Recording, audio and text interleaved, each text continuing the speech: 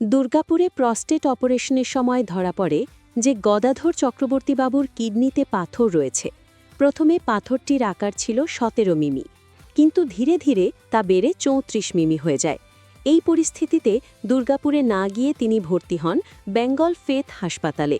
এখানকার ডাক্তারবাবু ও চিকিৎসা পরিষেবায় তিনি খুবই সন্তুষ্ট।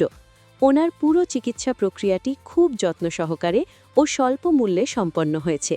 আজ তিনি অনেকটাই সুস্থ ও খুশি। আমার নাম গদাধর চক্রবর্তী। এই তো আমার কাছেই বাড়ি। আমার কিডনিতে স্টোন হয়েছিল, তো আমি কিছুদিন আগে এই পোস্টেড দুর্গাপুরে যে তখন ওই ফটো করে, আমি এমনি কোনো অসুবিধা আমার কারণ ফটো করি নাই। ওইটা করতে যে ধরা পড়লো যে আমাকে বলে স্টোন হয়েছে। তারপরে 15 দিন পর আবার ইয়ে করলো চেক আপ, 2 মাস পর যখন চেক আপ করলো ওরাই বলে স্টোনটা 17 mm ছিল, 34 mm হয়ে গেছে, ওটা ইমিডিয়েট অপারেশন করিয়ে নিন। তো ওখানে হেভি চার্জ বা আমার পক্ষে সম্ভব নয়, ওখানে তো কোনো কিছু সুবিধা নাই, সেই জন্যে এইখানে এসেছি। সেই জন্য আবার এটা খুবই ভালো।